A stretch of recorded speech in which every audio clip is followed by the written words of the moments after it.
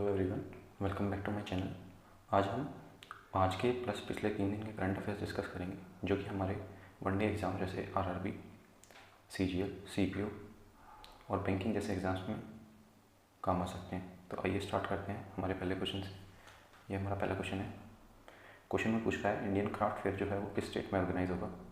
ये 4 ऑप्शन दिए गए हैं, आपको सही क्वेश्चन बताना है आपको। तो इसका जो सही आंसर है वो है दिल्ली। तो इस पर्टिकुलर फेयर में क्या होगा, इसमें आपको शोकेस कराई जाएंगी आपके आर्ट से रिलेटेड चीज़ें, ठीक है, डिज़ाइन से रिलेटेड चीज़ें, प्लस आपके कल्चर से रिलेटेड चीज़ें, ठीक है। इसके साथ आपको 2-3 फेस्टिवल और पता होने चाहिए। जैसे एक आपको पुष्कर फेयर सुना होगा, पुष्कर फेयर, जिसको कॉमन भाषा में कार्तिक मेला भी बोला जाता है। तो ये जो मेला है ये मनाया जाता है पुष्कर नामक जगह में, जो कि है राजस्थान में, ठीक है। तो बेसिकली ये क्या है, ये एक लाइव स्टॉक रिलेटेड फेस्टिवल है, इसमें आपके कैमल वगैरह को शोकेस किया जाता है, ठीक है। नेक्स्ट, इसके साथ एक और फेस्टिवल आपको बताना चाहिए, एक और फेयर, जिसको बोलते हैं सूरज कुंड मेला। ये फरीदाबाद डिस्ट्रिक्ट हरियाणा में शोकेस किया जाता है, ठीक है। ये भी art and culture related fair है, ठीक है। और ये स्टार्ट कराया गया था मिडाइवल हिस्ट्री में सूरजपाल द्वारा, इसलिए इसका नाम सूरज कुंड है। और ये जो सूरजपाल थे, ये कौन सी डायनेस्टी के रूलर थे, ये तोमर डायनेस्टी के रूलर थे, ठीक है। ये आपको पता होना चाहिए। चलते हैं अपने अगले क्वेश्चन पे। नेक्स्ट क्वेश्चन में पूछ रहा है कॉर्बेक्स नामक वैक्सीन जो है ये किस कंपनी द्वारा मैन्युफैक्चर की जाती है। ये 4 ऑप्शन आपको दिए गए हैं। ये पर्टिकुलर जो वैक्सीन है ये भी न्यूज़ में थी। रीज़न ये है कि ये पर्टिकुलर जो वैक्सीन थी ये पहले अडल्ट के लिए इसका अप्रूवल दिया गया था DGCI के द्वारा, drug general controller of India, ठीक है। तो अब क्या किया गया है, इसका इमरजेंसी अप्रूवल दिया गया है इसको, क्योंकि ये जो इसके कुछ ट्रायल्स चल रहे थे उसमें ये सक्सेसफुल हो गई है। तो इसका इमरजेंसी अप्रूवल दिया गया है 12 से 18 साल के बच्चों के लिए, ठीक है। तो इसलिए हमने ये पर्टिकुलर क्वेश्चन लिया है। तो इसमें आपको बताना है सही स्टेटमेंट कौन सी है, कौन सी कंपनी इसको मैन्युफैक्चर करती है। तो इस पर्टिकुलर क्वेश्चन का जो आंसर सही होगा है बायोलॉजिकल ई, ठीक है। तो ये हैदराबाद बेस्ड कंपनी है, ठीक है। तो ये पर्टिकुलर चीज़ आपको बतानी चाहिए। इसके साथ मैं 2-3 वैक्सीन और बता देता हूँ। जैसे स्पुतनिक, ये रशिया मेड वैक्सीन है, ठीक है। फाइजर जो है ये यूएस की कंपनी है, ठीक है। तो यूएस बेस्ड वैक्सीन। चलते हैं अपने अगले क्वेश्चन पे। ये हमारा अगला क्वेश्चन है एसआईओ न्यूज़ जो नामक चीज़ है, ये न्यूज़ में थी, ये क्या चीज़ है। ये 4 ऑप्शन आपको दिए गए हैं। तो इसका जो सही आंसर है वो है गैलेक्सी। ये एक्चुअली न्यूली डिस्कवर्ड गैलेक्सी है, और इसको ये भी बताया जा रहा है कि ये लार्जेस्ट गैलेक्सी है यूनिवर्स में जो अभी तक डिस्कवर की गई है, ठीक है। इसके साथ आपको जैसे इसमें एक एस्ट्रॉयड नामक चीज़ दी गई है, तो उसके लिए मैं आपको बता दूं, अभी फरवरी 2022 में एक एस्ट्रॉयड जो है वो अर्थ को छू के निकलेगा, मतलब टच नहीं करेगा, बट अर्थ के पास से होकर गुजरेगा। उस एस्ट्रॉयड का नाम है एस्ट्रॉयड 455176-199 VF22। तो ये पर्टिकुलर एस्ट्रॉयड जो है ये अर्थ के पास से होकर गुजरेगा अभी फरवरी 2022 में, ये आपको बताना चाहिए। और मैं थोड़ा सा आपको एस्ट्रॉयड और मीटियोर के बारे में मीटियोराइड के बारे में डिफरेंस क्लियर कर दूँ। जो एस्ट्रॉयड होते हैं ये बेसिकली बचा हुआ पार्ट होते हैं किसी प्लेनेट या स्टार का, ठीक है। और ये क्या करते होते हैं, ये आपके जो भी प्लेनेट हैं या आपका कोई भी स्टार है, ठीक है, उसके अराउंड जो है ऑर्बिट कर रहे होते हैं काफ़ी हाई स्पीड में, ठीक है। और ये जो पर्टिकुलर एस्ट्रॉयड होते हैं ये पाए जाते हैं मार्स और जुपिटर के बीच में। तो मार्स और जुपिटर के बीच में एक बेल्ट होती है जिसको बोलते हैं क्यूपियर बेल्ट, ठीक है। इसमें ये एस्ट्रॉयड्स पाए जाते हैं, ठीक है। तो ये तो था एस्ट्रॉयड के बारे में। अब 3 वर्ड आपने सुने होंगे, मीटियोरॉइड, मीटियोर्स और मीटियोराइट। ठीक है, तो मीटियोरॉइड क्या होता है? कोई ऐसा कोई एस्टेरॉइड जो अभी अर्थ की एटमॉस्फेयर में एंटर जिसने किया है। ठीक है, जो अर्थ की ऐसा कोई एस्टेरॉइड जो अर्थ के सरफेस में एंटर कर चुका है। ठीक है, उसको बोलेंगे मीटियोरॉइड। ठीक है, मीटियोर्स क्या होते हैं? मीटियोर्स होते हैं जब ये जो मीटियोरॉइड होता है ये अर्थ की एटमॉस्फेयर में एंटर कर जाता है और अर्थ की जो एटमॉस्फेयर होती है उससे फ्रिक्शन प्रोवाइड होती है। उससे क्या होता है, जैसे ये मीटियोरॉइड अर्थ की एटमॉस्फेयर में आता है, इस पर फ्रिक्शन लगती है उस पर्टिकुलर लेयर द्वारा, तो उससे क्या होता है, फ्रिक्शन की वजह से हीट जनरेट होती है और ये चलना शुरू कर देते हैं, तो इसको शूटिंग स्टार भी बोला जाता है। ठीक है, तो अगर कोई मीटियोर, वैसे तो ये अर्थ की सरफेस तक नहीं पहुंच पाते क्योंकि ऑलरेडी हवा में ही चल जाते हैं, बट ऐसा कोई मीटियोर जो अर्थ की सरफेस पे टच कर जाए या अर्थ की सरफेस तक पहुंच जाए उसको बोलते हैं मीटियोराइट। ठीक है, ये आपको पता होना चाहिए। तो चलते हैं अपने अगले क्वेश्चन पे। ये आज हमारा नेक्स्ट क्वेश्चन है। क्वेश्चन में पूछ रहा है इनमें से कौन सा देश जो है इंटरनेशनल ओलंपिक कमेटी का सेशन जो है 2023 का उसको चेयर करेगा। तो इसका जो सही आंसर है वो इंडिया है, और इंडिया में पर्टिकुलरली मुंबई में ये पर्टिकुलर कमेटी बैठेगी, ये आपको पता होना चाहिए। ठीक है, मुंबई को हमारी फाइनेंशियल कैपिटल बोला जाता है इंडिया की, क्योंकि इंडिया के आपका BSE NSE के जो हेडक्वार्टर है वो मुंबई में। ठीक, चलते हैं अपने अगले क्वेश्चन पे। ये हमारा नेक्स्ट क्वेश्चन है।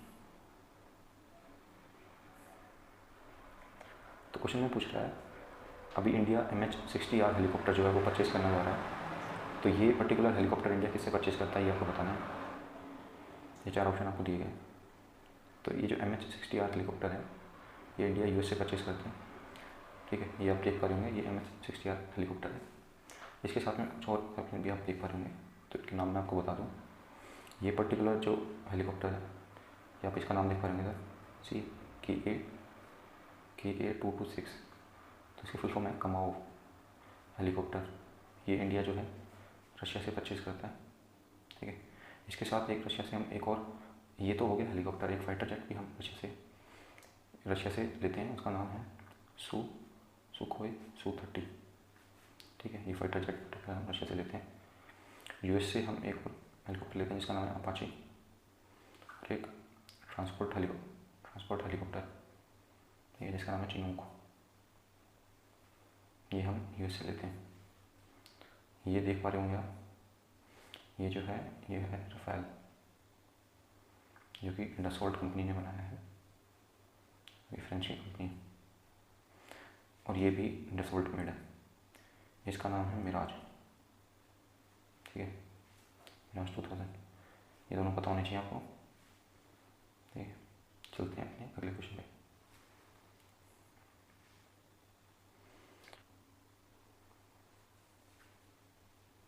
तो ये हमारा अगला क्वेश्चन है। क्वेश्चन में पूछा जा रहा है जन भागीदारी एम्पावरमेंट पोर्टल नामक ये इनिशिएटिव किसने स्टार्ट किया है। तो इस इनिशिएटिव के तहत क्या होगा, वैसे इसका आंसर जो है सही वो जम्मू कश्मीर है। इस इनिशिएटिव के तहत ये होगा कि इसमें सिटीज़न जो हैं उनको अवेयर करा जाएगा, जो भी वर्क हो रहा है उस पर्टिकुलर स्टेट में या यूनियन टेरिटरी में। जैसे कि मान लो आपके एरिया में कोई प्रोजेक्ट हो रहा है, तो उससे रिलेटेड जो जानकारी है वो आपको वही वक्त कराई जाएगी। ठीक है, कोई भी इनिशिएटिव उधर पर्टिकुलर डिस्ट्रिक्ट में स्टार्ट किया गया है तो उसके बारे में भी आपको बताया जाएगा, ताकि सिटीजन जो है अवेयर हो पाएँ। ठीक है, एक और पोर्टल जम्मू कश्मीर की सरकार ने लॉन्च किया था पिछले साल, जिसका नाम था सतर्क नागरिक। ये क्या था, सतर्क नागरिक मतलब सिटीजन को अवेयर कराना है। सिटीजन को अवेयर क्यों कराया जाता है, ताकि करप्शन रिलेटेड कोई भी मैटर है वो सामने आ पाए और उनकी ज़्यादा से ज़्यादा ग्रीवेंस जो हैं वो रिड्रेस हो पाए। ठीक है, तो इसमें क्या होगा, कोई भी करप्शन रिलेटेड मामला है तो उसको सिटीजन जो है एक पोर्टल पे फाइल कर सकता है, और उस पर्टिकुलर चीज़ के लिए उसको एक नंबर प्रोवाइड किया जाएगा जिससे वो अपनी पर्टिकुलर जो ग्रीवेंस है उसको ट्रैक कर सकता है, उसके स्टेटस को। ठीक है, तो इसके लिए सतर्क नागरिक ऐप जो है ये चलाया गया था जम्मू कश्मीर की सरकार द्वारा। चलते हैं अपने अगले क्वेश्चन पे। ये हमारा नेक्स्ट क्वेश्चन है। क्वेश्चन में पूछ रहा है इंटरनेशनल मदर लैंग्वेज डे कब मनाया जाता है, ये आपको बताना है। तो इसका जो सही आंसर है वो 21 फरवरी है। 21 फरवरी को हम इंटरनेशनल मदर लैंग्वेज डे मनाते हैं।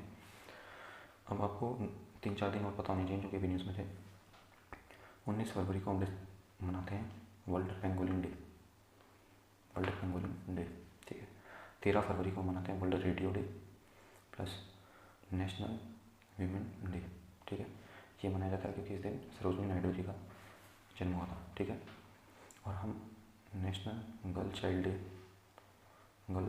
डे मनाते हैं 24 जनवरी को, ठीक है। इसके बाद 4 फरवरी को हम मनाते हैं नेशनल या वर्ल्ड वेटलैंड डे, ठीक है। इतना आपको पता होना चाहिए।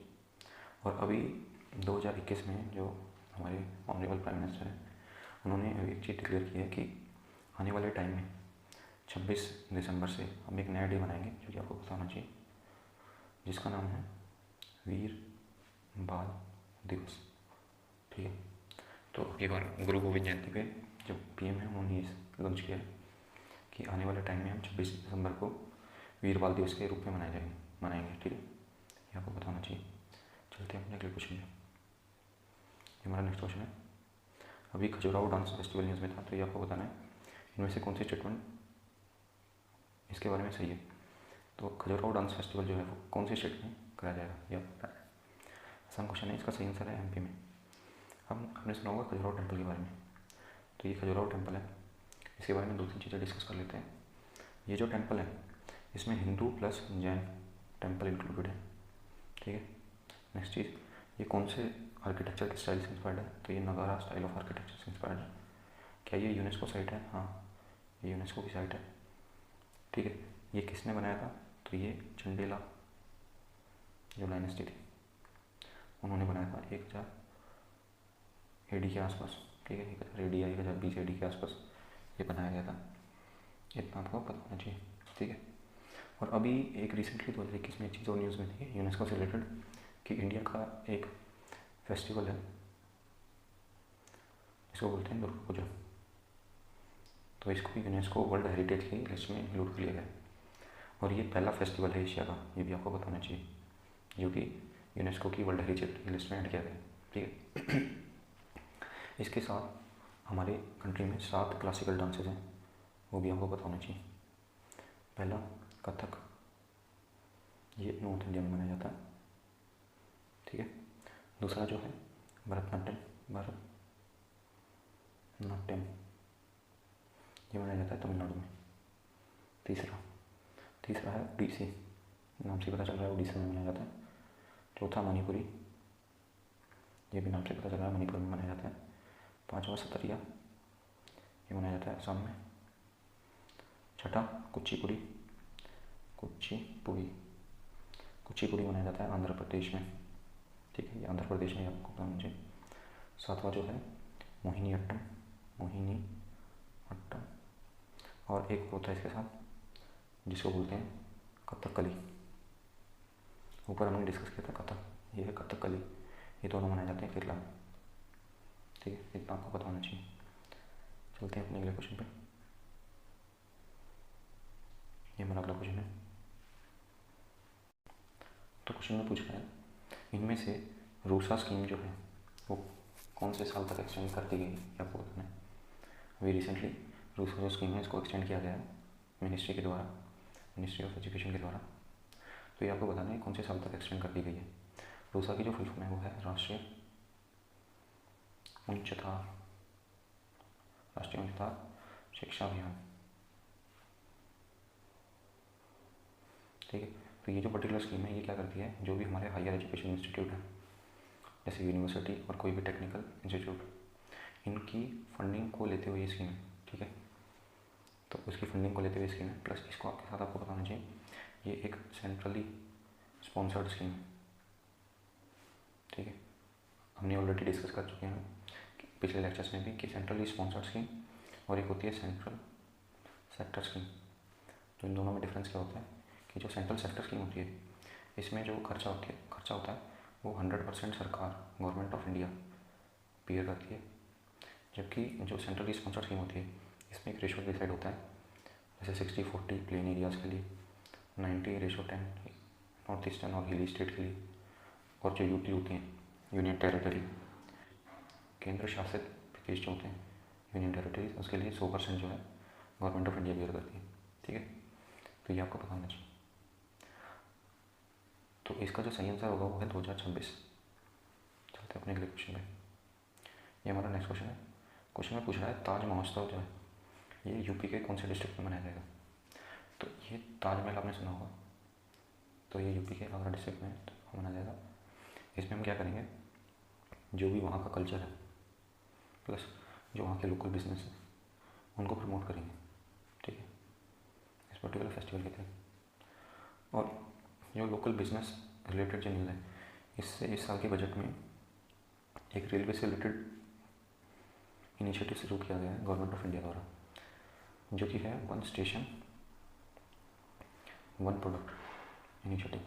इसके तहत क्या किया जाएगा कि मान लो कोई भी जगह है, जैसे मथुरा के पेड़े बहुत फेमस है, तो वहाँ पर उस पर्टिकुलर स्टेशन पे उसके रिगार्डिंग जो भी सेलर्स हैं उनको मोटिवेट किया जाएगा। ठीक है, कि आप इस पर्टिकुलर प्रोडक्ट को ज़्यादा से ज़्यादा अमाउंट में बेचें। ठीक है, ताकि उनका भी मतलब जो बिजनेस है वो फ्लरिश कर पाए। ठीक है, एनीवेज ये आपको पता होना चाहिए था। चलते हैं अपने अगले क्वेश्चन। ये हमारा अगला आज का नेक्स्ट क्वेश्चन है। क्वेश्चन में पूछ रहा है प्रोजेक्ट आरोहण। प्रोजेक्ट आरोहण जो है ये कौन सी स्टेट ने शुरू किया है। ये 4 ऑप्शन आपको दिए गए हैं। इसका जो सही आंसर है वो है आसाम। ठीक है, तो इस पर्टिकुलर प्रोजेक्ट के तहत क्या हो रहा है कि जो असम में स्टूडेंट्स हैं उनकी स्किल को इम्प्रूव किया जा रहा है। ठीक है, उनकी स्किल को इम्प्रूव किया जाएगा। और ये पर्टिकुलर प्रोजेक्ट जो है प्रोजेक्ट आरोहण, ये असम की सरकार टाटा ग्रुप के साथ कर रही है मिलकर। ठीक है, तो जो टाटा ग्रुप है वो पर्टिकुलरली इस पर्टिकुलर मिशन के तहत या प्रोजेक्ट के तहत इन्वेस्टमेंट करेगा असम में। ठीक है, और एक चीज़ आपको पता होनी चाहिए कि स्किल से रिलेटेड एक पर्टिकुलर इनिशिएटिव भी यूनियन बजट में स्टार्ट किया गया था, जिसका नाम है देश ई स्टैक पोर्टल। और सरकार मतलब स्किल पे इतना ध्यान क्यों दे रही है, उसका कारण ये है कि पूरी इंडिया में 2 से 3% हार्डली लोग हैं जिनको फॉर्मली ट्रेनिंग प्रोवाइड की जाती है। ठीक है, तो इस स्टेट को देखते हुए सरकार स्किलिंग पे बहुत फोकस कर रही है। ठीक है, और आपको अगर यूनियन बजट से रिलेटेड कोई भी MCQ ट्राई करना है तो वो आप हमारे चैनल पे वीडियो देख सकते हैं। उसमें हमने पूरे यूनियन बजट को MCQ की फॉर्म में डिस्कस किया है। ठीक है, चलते हैं अपने अगले क्वेश्चन पे। हमारा नेक्स्ट क्वेश्चन है। क्वेश्चन में पूछ रहा है रिवॉर्ड प्रोजेक्ट जो है ये कौन सी संस्था ने स्टार्ट कराया है, आपको बताना है। तो इसका जो सही आंसर है वो है वर्ल्ड बैंक। ठीक है, तो इस पर्टिकुलर प्रोजेक्ट के तहत क्या होगा, यहाँ पर ये जो W है इसका मतलब है वाटर शेड। ठीक है, तो ये पर्टिकुलर प्रोजेक्ट हुआ है government of India plus Karnataka और उड़ीसा गवर्नमेंट के साथ। तो इसको जो है वर्ल्ड बैंक फंडिंग प्रोवाइड कराएगा वाटर शेड डेवलपमेंट से रिलेटेड। ठीक है, और वाटर शेड डेवलपमेंट करके हम क्या अचीव करना चाह रहे हैं, जो फार्मर है उनको बेटर इरिगेशन फैसिलिटी प्रोवाइड की जाए जो हमारे रेनफेड रीजन्स हैं। ठीक है, ताकि वहाँ से उनकी प्रोडक्टिविटी बढ़ पाए। ठीक है, ये चीज़ आपको पता होनी चाहिए। इसके साथ साथ कुछ और ऑप्शन दिए गए हैं, इसको हम डिस्कस कर लें। ये जो AIIB है इसकी फुल फॉर्म है एशियन इंफ्रास्ट्रक्चर इन्वेस्टमेंट बैंक। ठीक है, तो जैसे कि वर्ल्ड लेवल पे हमारे पास वर्ल्ड बैंक है इन्वेस्टमेंट करने के लिए, तो एशियन पर्टिकुलर कॉन्टिनेंट के लिए हमारे पास AIIB है। ठीक है, उसके सिमिलरली इसका जो हेडक्वार्टर है वो है, इसका हेडक्वार्टर बीजिंग में है, ये आपको पता होना चाहिए। जिन लिक्विन इसके जो हैं प्रेसिडेंट हैं, और ये पर्टिकुलर बैंक जो है ये 2016 में आया था। ठीक है, और ये अभी न्यूज़ में भी था, क्यों, क्योंकि इसके रिसेंटली वाइस प्रेसिडेंट चुने गए हैं जो कि बहुत फेमस पर्सनैलिटी थे इंडिया के पूर्व गवर्नर, जिनका नाम था उर्जित पटेल। ये आपको पता होना चाहिए, ये वाइस प्रेसिडेंट चुने गए हैं AIIB के। ये जो बैंक है NDB, न्यू डेवलपमेंट बैंक, ये इसको ब्रिक्स बैंक भी बोला जाता है, ब्रिक्स बैंक। ठीक है, क्योंकि ये ब्रिक्स जो संस्था है उसने बनाया था, और ये बैंक जो है 2014 में पिक्चर में आता है। इसके हेडक्वार्टर है शंघाई में। ठीक है, तो जो भी ब्रिक्स कंट्री जो है उनको ये लोन प्रोवाइड करता है, ये आपको पता होना चाहिए। ब्रिक्स बैंक मैंने बता दिया ऑलरेडी, NDB को बोलते हैं। चलते हैं अपने अगले क्वेश्चन पे। ये आज का हमारा अगला क्वेश्चन है। क्वेश्चन में पूछ रहा है नन्हे फरिश्ते जो ये इनिशिएटिव किसने शुरू किया है। 4 ऑप्शन आपको दिए गए हैं। तो इसका जो सही आंसर है वो है आरपीएफ। आरपीएफ की फुल फॉर्म है रेलवे प्रोटेक्शन फोर्स। ठीक है, तो ये जो भी हमारी रेल रिलेटेड इंफ्रास्ट्रक्चर है उनको प्रोटेक्ट करती है। ठीक है, तो इस पर्टिकुलर इनिशिएटिव के तहत ही क्या करेंगे, जो भी चाइल्ड ट्रैफिकिंग होती है उसको रोकना चाहेंगे। ठीक है, रेलवेज़ में इनके अभी कुछ और इनिशिएटिव न्यूज़ में थे, जैसे एक इनका इनिशिएटिव है आहट, उसमें ये ह्यूमन ट्रैफिकिंग को रोकते हैं। अब इसमें इस पर्टिकुलर ट्रैफिकिंग को कैसे रोकेंगे, तो ये जो ट्रैफिकिंग है ये हमारे नेपाल और बांग्लादेश बॉर्डर पे सबसे ज़्यादा होती है। ठीक है जी, तो उस पर्टिकुलर बॉर्डर पे के आसपास जो भी ट्रेनें जाएंगी तो उन ट्रेनों की थोड़ी ज़्यादा चेकिंग वगैरह कराई जाएगी आरपीएफ पर्सनल द्वारा। ठीक है, तो ये आपको पता होना चाहिए। प्लस इसके साथ कुछ और इनिशिएटिव उन्होंने स्टार्ट किए थे, जैसे ऑपरेशन महिला सुरक्षा, नाम से पता चल रहा होगा किस लिए इनिशिएटिव शुरू किया गया है। दूसरा इनिशिएटिव है मेरी सहेली, और एक लास्ट इनिशिएटिव होता मैत्री शक्ति। ठीक है, तो ये कुछ इनिशिएटिव हैं जो आरपीएफ ने स्टार्ट करे। चलते हैं अपने अगले क्वेश्चन पे। ये हमारा नेक्स्ट क्वेश्चन है। क्वेश्चन में पूछ रहा है बेंट टो गेकोस नामक जो जीव है ये किस फैमिली से बिलोंग करता है। ये देख पा रहे होंगे, ये है बेंट टो गेकोस। तो ये बेसिकली लीजर्ड है एक तरीके की, और लीजर्ड जो फैमिली है उसमें सबसे बड़ी लीजर्ड है। ठीक है, गेकोस जो पर्टिकुलर लीजर्ड है उनमें सबसे बड़ी लीजर्ड है ये। तो ये जो फैमिली जिस फैमिली से बिलोंग करती है उस फैमिली का नाम है क्राइटोडैक्टिल्स। ठीक है, ये मेनली वेस्टर्न घाट्स में पाए जाते हैं। ठीक है, इनफैक्ट वेस्टर्न घाट्स प्लस और भी रीजन्स में छोड़ के जहाँ पर जो हमारा क्लाइमेट है वो काफ़ी एक्सट्रीम है, जैसे अंटार्कटिका, वहीं नहीं पाए जाते। ठीक है, चलते हैं अपने अगले क्वेश्चन पर। ये हमारा अगला क्वेश्चन है। तो क्वेश्चन में पूछ रहा है इनमें से कौन सी स्टेटमेंट कृष्णा रिवर के बारे में सही है। ठीक है, तो अभी कृष्णा वाटर डिस्प्यूट चल रहा है, आपको पता भी होगा, उसके रिगार्डिंग हमने क्वेश्चन लिया। तो क्वेश्चन में पूछ रहा है कि कृष्णा रिवर के बारे में कौन सी स्टेटमेंट सही है।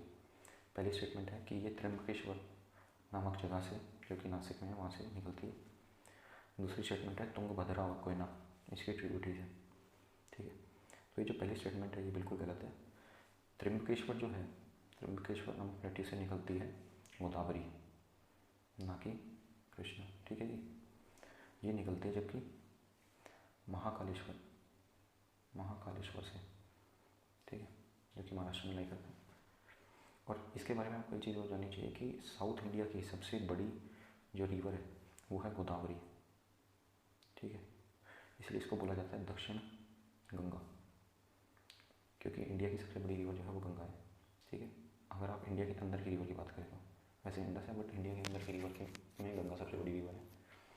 और जो कृष्णा है वो है सेकंड लार्जेस्ट रिवर। ठीक है, सेकंड लॉन्गेस्ट रिवर कृष्णा है, ये आपको पता होना चाहिए। ये हमने डिस्कस कर लिया है कहाँ से ओरिजिनेट होती है। रिगार्डिंग इसकी ये जो ट्रिब्यूटरी है, जो कि सेकंड हमारी स्टेटमेंट थी कि तुंगभद्रा और कोयना, ये मैं आपको फोटो से दिखा देता हूँ, ये आप देख पा रहे होंगे।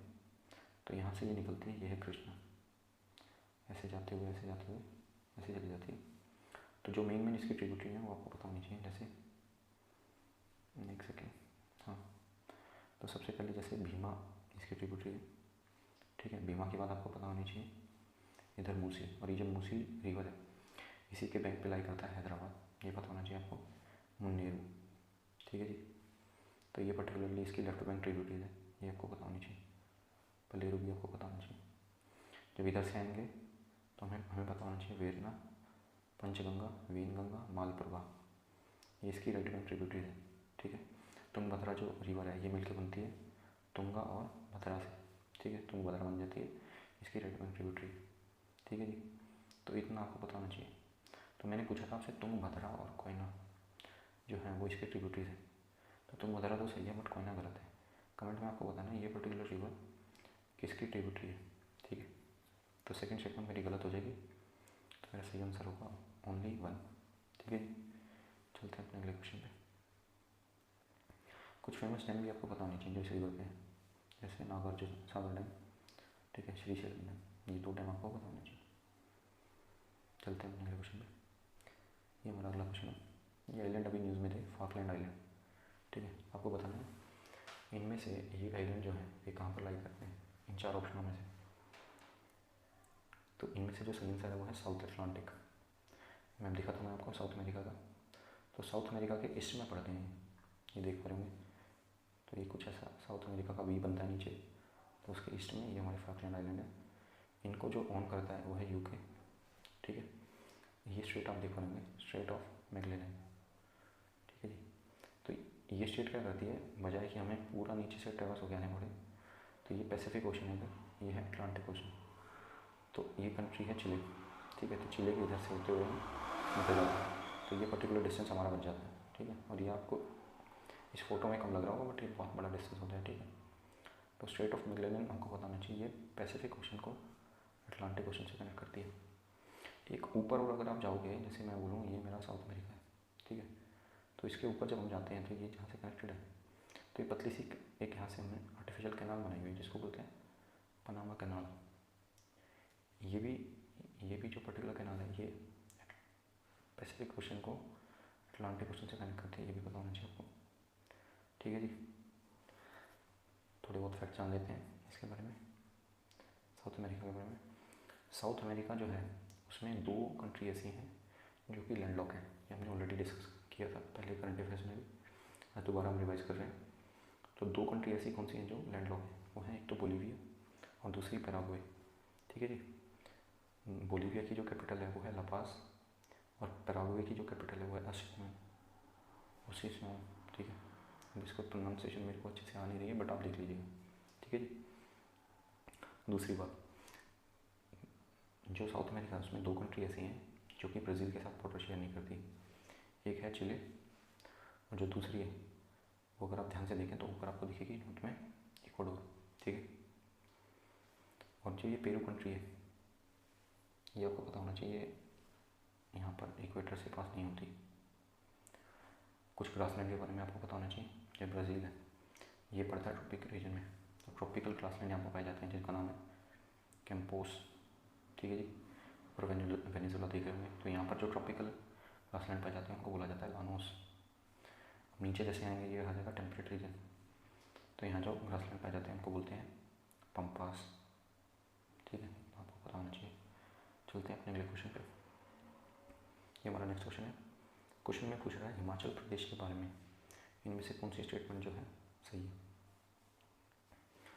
तो पहली जो स्टेटमेंट है वो ये है कि इसमें अभी पहला इनका बायोडाइवर्सिटी पार्क बना है मंडी डिस्ट्रिक्ट में। दूसरी स्टेटमेंट है राजेंद्र आर केलकर इनके गवर्नर है। तो ये दोनों स्टेटमेंट सही हैं, ये आपको बताना चाहिए। बहुत आंसर आ जाएगा इसका।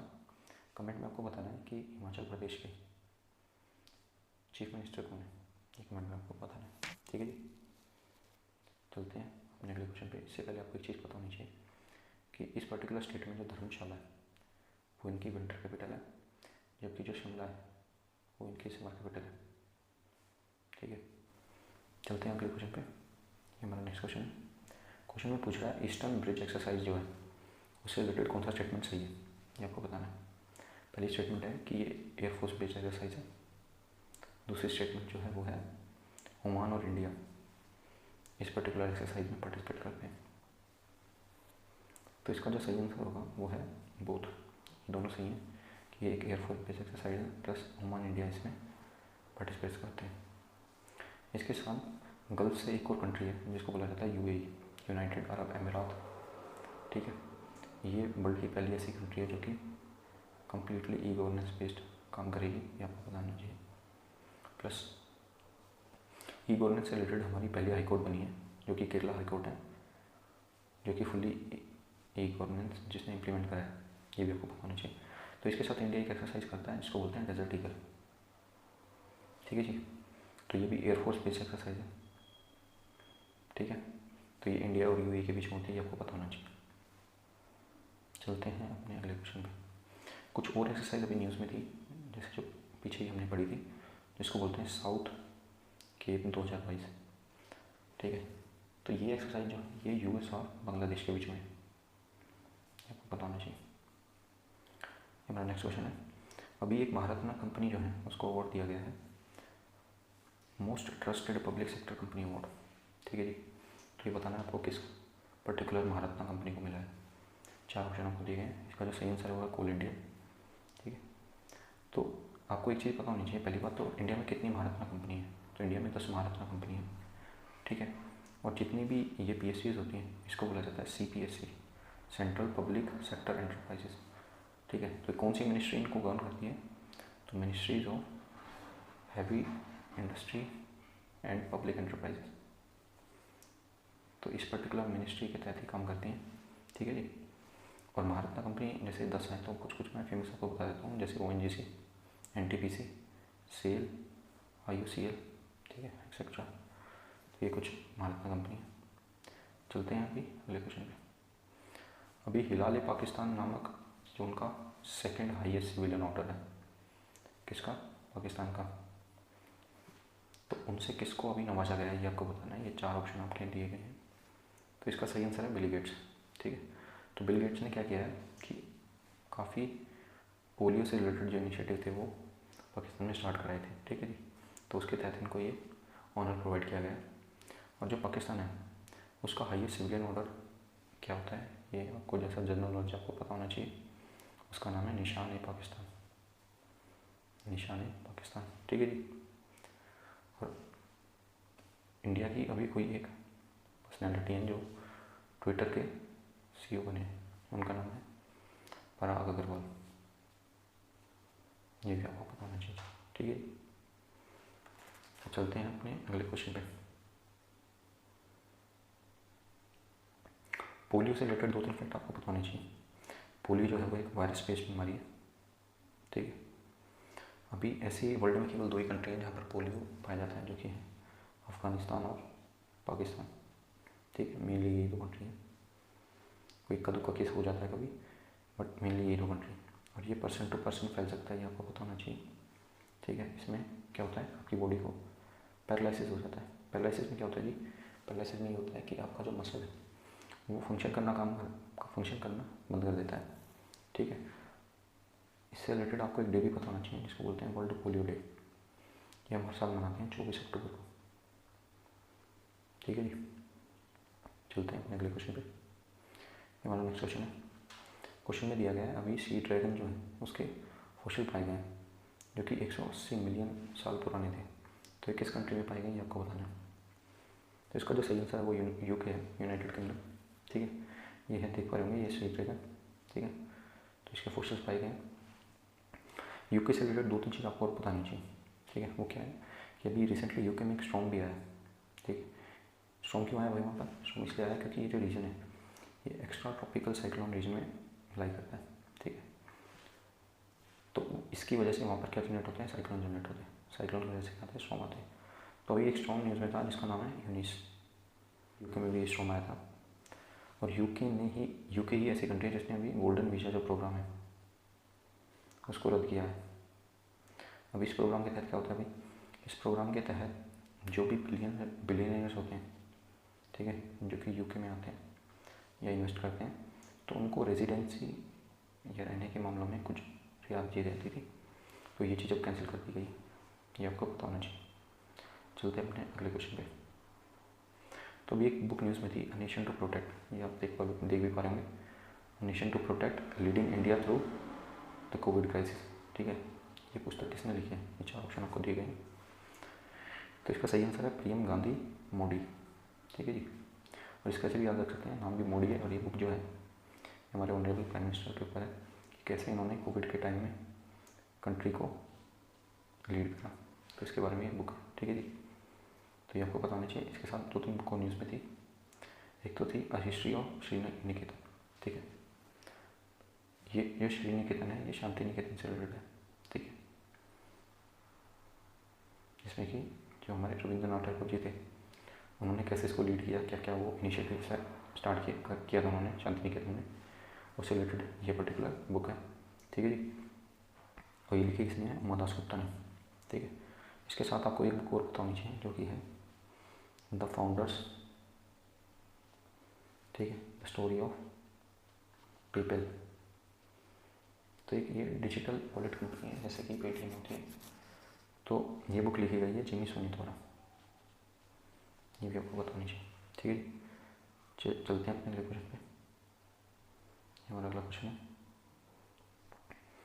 तो क्वेश्चन में बोला गया है कि इनमें से कौन सी फिल्म ने बेस्ट फिल्म अवार्ड जीता है, जो भी दादा फाल्के अवार्ड हुए थे उसमें। तो इसका जो सही आंसर है वो है शेरशाह। ठीक है, अब आपको एक चीज़ पता होनी चाहिए कि 4-5 अवार्ड हैं जो आपको पता होनी चाहिए। सबसे पहली बात तो ये बेस्ट फिल्म अवार्ड है, और इसी से सिमिलर एक और अवार्ड होते हैं जो कि होता है फिल्म ऑफ द ईयर। ठीक है, ध्यान दीजिएगा, ये बेस्ट फिल्म अवार्ड है, ये film of the year award है। तो फिल्म ऑफ द ईयर मिला है पुष्पा को। ठीक है जी, और बेस्ट एक्टर अवार्ड किसको मिला है, तो ये मिला है रणवीर सिंह को 83 मूवी के लिए। 83 जो है मूवी ये कपिल देव पे है। ठीक है, और बेस्ट एक्ट्रेस का जो अवार्ड है ये दिया गया है कीर्ति सेनन को। कौन सी मूवी के लिए, मीमी मूवी के लिए। ये जो मूवी थी मीमी, ये आप जरूर देखिएगा, ये मूवी सरोगेसी पे बनी हुई है। ठीक है, तो इसमें काफ़ी बढ़िया सोशल मैसेज दिया है, तो उसके लिए इसको अवार्ड दिया गया कीर्ति सेनन को। और बेस्ट डायरेक्टर जो है उसका अवार्ड जो है उसको वो दिया गया है केन घोष को। इनकी अभी एक फिल्म आई थी जिसको बोला जाता है द सीज। ठीक है, ये बेसिकली अक्षरधाम जो है, अक्षरधाम टेम्पल, उस पर जो अटैक हुआ था, टेररिस्ट अटैक, उस पर ये मूवी बनी है। ठीक है, तो उसके लिए इनको बेस्ट डायरेक्टर का अवार्ड दिया गया। चलते हैं अपने अगले क्वेश्चन पे। ये हमारा अगला क्वेश्चन है, तो अभी एक कमेटी थी, विवेक जोशी कमेटी, ये न्यूज़ में थी। तो ये कमेटी जो है ये कौन से इन 4 ऑप्शनों में से रिलेटेड है, ये आपको बताना है। तो इसका जो सही आंसर है आस्फा। आस्फा की फुल फॉर्म है armed force special power act.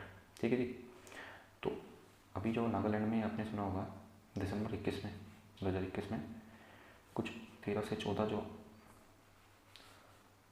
Konyak Naga जो थे उनके साथ जो है कुछ मिसअंडरस्टैंडिंग हुई है, जो भी मान लो उनकी डेथ हो गई थी, जो उधर पैरा के जो कमांडोज हैं उनके द्वारा। ठीक है, तो उसके रिगार्डिंग जो वो लोग थे जो कोन्याक ट्राइब्स थी, वो क्या चाहते हैं कि ये जो आप्सपा ये वहाँ से हटाया जाए। तो इसके रिगार्डिंग जो मिनिस्ट्री ऑफ होम अफेयर्स है उसने कमेटी का गठन किया है विवेक जोशी जी के तहत अध्यक्षता में। ठीक है, तो वो ये देखेंगे कि इसको कैसे मतलब मॉनिटर करा जाए। तो ये चीज़ थी। अब आप्सपा के बारे में आपको 2-3 चीज़ें पता होनी चाहिए कि ये जो है 1958 में लाया गया था। ठीक है, और ये लाया क्यों गया था, क्योंकि उस टाइम पे काफ़ी सारी वायलेंस बढ़ रही थी। ठीक है, काफ़ी सारे इंसर्जेंट ग्रुप जो थे वो लाइमलाइट में थे, तो उसके चलते जो है ये एक्ट लाया गया था। ठीक है, तो ये एक्ट क्या करता है कि कोई भी एरिया जिसको डिस्टर्ब एरिया घोषित किया है, और ये घोषित करता कौन है, या तो ये सेंट्रल गवर्नमेंट करेगी या स्टेट गवर्नमेंट जो है उनके गवर्नर करेंगे, और अगर कोई यूनियन टेरिटरी है तो उस उधर के एडमिनिस्ट्रेटर करेंगे। ठीक है, तो ये बोल सकते हैं उस पर्टिकुलर एरिया को डिस्टर्ब एरिया।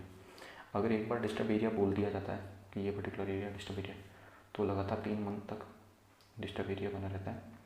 उसके तहत क्या करती है, जो आर्म्ड फोर्सेज होती है हमारी, उनको पावर दी गई है कि वो वहाँ क्या मेंटेन करें, पब्लिक ऑर्डर। ठीक है, इसके तहत उनको थोड़ी पावर ज़्यादा दी जाती है। ठीक है, ये आपको पता होना चाहिए। चलते हैं अपने अगले क्वेश्चन पे। आज का हमारा अगला क्वेश्चन है कि KPC ललिता जो है उनका भी निधन हो गया, तो वो क्या थी आपको बताना है। इसका जो सही आंसर है वो है एक्टर, वो एक मलयालम एक्टर थी। ठीक है, अभी 2 पिक्चर और न्यूज़ में थी, जैसे एक जर्नलिस्ट की अभी डेथ हुई थी, उनका नाम है रवीश तिवारी। ठीक है, हम श्योर आप लोग इंडियन एक्सप्रेस न्यूज़पेपर पढ़ते होंगे, तो उनके काफ़ी सीनियर एडिटर थे। ठीक है, इनकी डेथ हो गई अभी, ये आपको पता होना चाहिए। ठीक है, चलते हैं अगले क्वेश्चन पे। ये मेरा नेक्स्ट क्वेश्चन है, तो अभी जो सेंट्रल विस्टा प्रोजेक्ट है वो न्यूज़ में था, तो उससे रिलेटेड हमने क्वेश्चन लिया है। तो आपको बताना है इनमें से कौन सी स्टेटमेंट सही है। दिल्ली दरबार जो है वो 1912 में हुआ था, और वो इसलिए हुआ था ताकि जो कोरोनेशन सेरेमनी है किंग जॉर्ज 6 की वो मनाई जा सके। दूसरी स्टेटमेंट है कि एडवर्ड लुटियन जो है उन्होंने राष्ट्रपति भवन को डिज़ाइन किया है। ठीक है जी, तो जो पहली स्टेटमेंट है ये स्टेटमेंट जो है ये गलत है। पहली बात तो वो किंग जॉर्ज 4 थे, मतलब 5 थे, 6 नहीं थे, और वो 1911 में हुआ था। तो हुआ क्या था, हुआ ये था कि 1905 में आपको पता होगा पार्टीशन ऑफ बंगाल जो है वो अनाउंस कर दिया जाता है। उसके चलते चलते हमारे पास क्या होता है, स्वदेशी मूवमेंट होता है 1908 से 10 तक के बीच में। तो इस पर्टिकुलर मूवमेंट के तहत ये इसकी पावर को देखते हुए जो ब्रिटिश सरकार है उधर के, तो उसके जो वाइसरॉय होते हैं लॉर्ड कर्जन, वो क्या करते हैं, पार्टीशन ऑफ बंगाल को रद्द कर देते हैं। और अब बंगाल जो है ये काफ़ी एक मास मूवमेंट का सेंटर बन गया था। तो अब वो ये लोग चाहते थे कि इधर से मतलब अपनी जो पर्टिकुलर एडमिनिस्ट्रेशन है उसको शिफ्ट किया जा सके। तो वो लोग क्या करते हैं, इधर से शिफ्ट करके, और जो पहले मुगल की सीट होती थी दिल्ली, तो वहाँ वो लोग अपनी कैपिटल को शिफ्ट कर देते हैं। तो इसके लिए जो दिल्ली दरबार मनाया जाता है ये 1911 में होता है। तो इस पर वहाँ के राजा आते हैं जिनको बोला जाता है किंग जॉर्ज 5, ठीक है। तो इसलिए ये, और इनकी इसमें कोरोनेशन सेरेमनी भी होती है, ये आपको बताना चाहिए, ठीक है जी। तो इसलिए दिल्ली दरबार मनाया जाता है। और इसी टाइम पे जो है हमने जो दिल्ली में फेमस बिल्डिंग है वो बनवाई थी। तो उसका काम 2 बंदों को हमने दिया था जिसका नाम है एडवर्ड लुटियंस और हर्बर्ट बेकर, ठीक है जी। तो एडवर्ड लुटियंस जो थे इन्होंने बनाया था राष्ट्रपति भवन, ठीक है। और जो पार्लियामेंट की बिल्डिंग है वो इन दोनों ने मिलकर बनाई थी। प्लस एक दिल्ली में आपने काफ़ी फेमस जगह सुनी होगी जिसको बोलते हैं सीपी, कनॉट प्लेस, वो भी इन दोनों ने मिलकर बनाया था, ये आपको होना चाहिए। चलते हैं अपने अगले क्वेश्चन पे। ये हमारा सेंट्रल विस्टा प्रोजेक्ट, ठीक है। ये राजपथ का रोड है, देख रहे हो आप, जैसे यहाँ पर अलग अलग मिनिस्ट्री आपको दिखेंगे, रक्षा भवन, ठीक है। ये हमारी नई पार्लियामेंट की बिल्डिंग बनेगी, ठीक है।